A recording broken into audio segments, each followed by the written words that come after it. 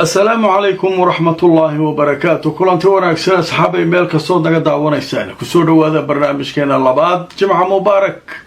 taariikhdu waa 7 bisha Agosto sanadka 2026.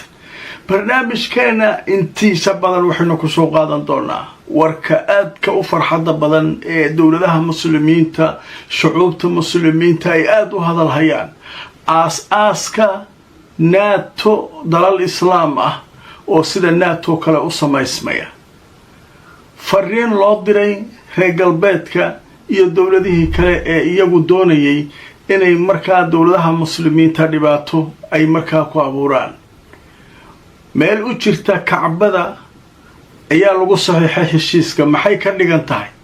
maxaa Riyaad iyo Jidda loogu saxiixi waayay heshiiska weyn Turkiga, Pakistan iyo Saudi ee NATO da dalalka islaamka la yiraahdo maxaa loogu saxiixay Kacbada? maxay fariin u diraysaa?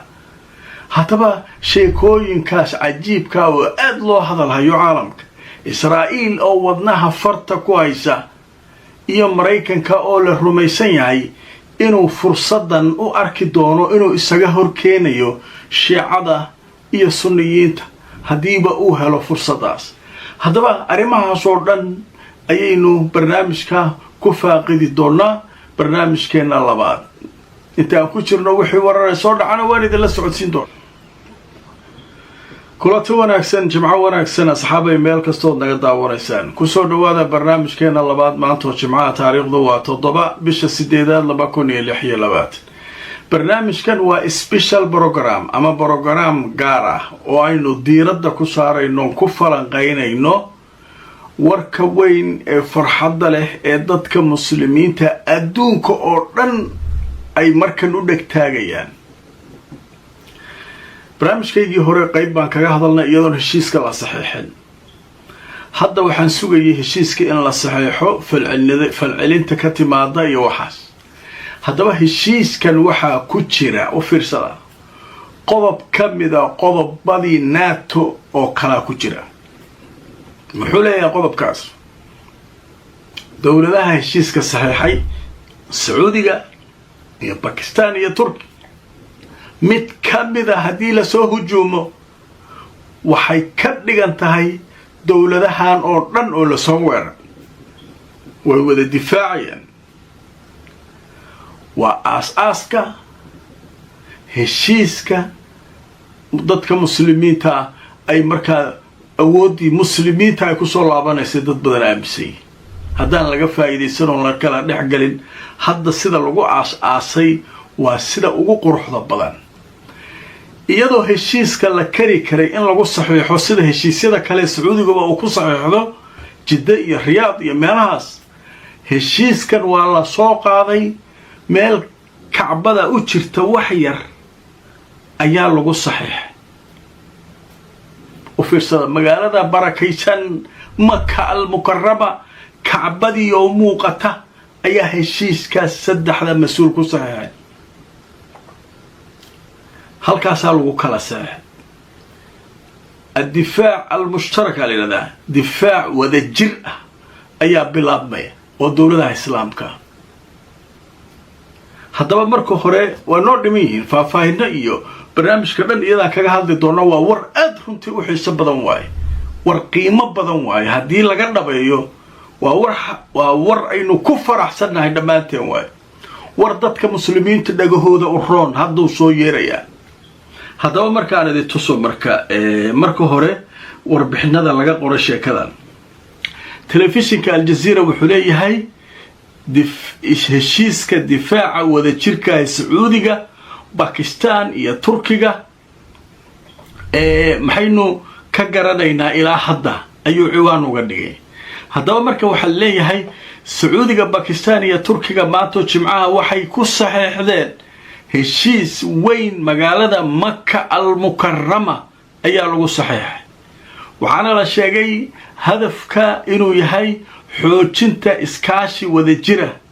waxaana ku jira ittifaaqiyada ama heshiiskan qodob muujinaya haddii weerar lagu soo qaado mid ka mid ah dawladaha saddexda ah inay la mid tahay kulligood in la soo weeraray. waxay sidoo kale ka wada shaqayn doonaan horumarinta amniga, ballaarinta iskaashiga dhinaca difaaca, tiknolojiyadda iyo ciidamada inay markaa ka shaqayn doonaan. marka warbixin dheera marka laga qoray wararka aad loo soo qaadanayo waxaa ka mid ah Erdogan markuu heshiiska saxiixay wuxuu sheegay annagu wuxuu yiri cidina heshiiskan weerar kuma ah, ciidan weerar ku nahay oon ku gardaroonayno oon dhibaateynayna ma jirto, laakiin annaga istifaacayn. adduunka waadna maqlaysaan, mandiqada gobolka waa maqlaysaan, saddexdeena dowladood mid ka mid ah haddii la soo hujuumo annagoo dhan dagaalkan ku jirnaa. saddex dowladood dhaqaale mid haysa, mid tiknolojiyadii haysa, midna nuclearkii haysa. waa aasaaska isbahaysi weyn. marka waxaa leeyahay nimankii israa'iiliyiinta ahaa waa yaaban yihiin, waxay leeyihiin sidee ku dhacday waxaasee ku dhaceen. qaara waxay leeyihiin maxaa looga tegay Sisi. waa warbaahinta Israa'iil saaka waxa gaad leedahay Sisi waa laga shakiyo qolalahay Carab moogta way iska reebeen nimankan. hadda maxay ku doodayaan war adduunkan iyaga mushkilada jirta, waxay ku doodayaan war Sisi maxaa looga reebay soo Masar dawlad weyn soo ma ahayn mandiqada ilaan Sisi nimankan waxay ku arkeen isaga reebeen Israa'iil miidiyeeda u dagaalamay maxaa looga reebay leeyi. sheekadaas waa sheeko waaliya beesha ka socotay ogaada kow waayahay. mar kale marka waxaan idin tusinayaa warbixin kale oo aad cajiib u ah oo laga qoray sheekadan. wargeyska la yiraahdo Ra'yul Yawm ayaa wuxuu ciwaan uga dhigay aasaaska NATO oo islaam ah, sunni ah, oo ay ka kooban yihiin Sacuudiga, Turkiga iyo Pakistan. limaada gaabat Masar? Masar maxay halkan uga maqan tahay aliri. haddaba waxaa la sheegay sheekadan fursad ma u siin doontaa Mareykanka inuu kaga faa'iideysto inuu abaabulo dagaal ka dhan ah Shiico iyo Sunni. markii uu ku jabay dagaalkii Iiraan inuu la heshiiyo si uu nimankan ugu jabiyo suuragal ma tahay? adduunka oo dhan markaas uga hadlayaan. waxyaabaha la yaab kale waxaa ka mid ah limaada gaaba Masar li. Masar maxay u baqan tahay? nimankan Masar way ogaadeen. waxaa lahaa saaki Masar maxaa loo saar beeshan ilaa niman Carab oo la wareysanayo waxay lahaayeen Masar waa laga shaki maxay hadda miidii oo Israa'iil waxay leeyihiin aritan waay looga saaray Sisi. iyaga Sisi isticmaalay noogo Masar badhaayeen Sisi maxaa looga reeb. marka adduunyada marka waa la isfahmayaa dad inay maaragtay dad kale u shaqeeyaan soo baxaya. marka hadda Erdogan iyo Sacuudi iyo Pakistan way isdhaarsadeen heshiiska saddexdooda bas isku xataa Qatar ma la keenin.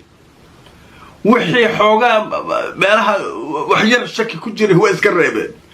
waxay leedahay talaata aan ku bilowno horta, wixii kale kadib aan iskaan saaraynaa, waa gelinaynaa iskaan aan ku fiirinaynaa kan ma lagu dhex jiraa, kan siduu yahay, kan okay miya. marka sheekada marka waa taas. qodobka kale marka oo jiradan ay ka hadlayso Ra'yul Yawm waxay leedahay Mareykanka maadaama uu ku fashilmay Iiraan ma dhici kartaa Iiraan inuu la heshiiyo oo uu ka hor keeno nimanka isagoo u tusinaya in la sameeyay isbahaysi sunni islaama oo Shiico ka dhana. waa kan hadda Sacuudiga iyo Shiicada way dagaalsan yihiin Xuutiga halkaas uga furatahay.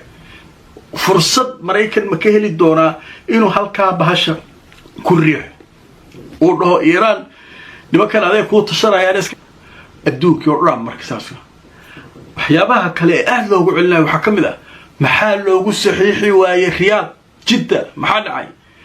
kulligood Jidday ka degeen madaxda timid, haddana Maka Kacbada agteeda lagu saxiix. maxay ka dhigan tahay?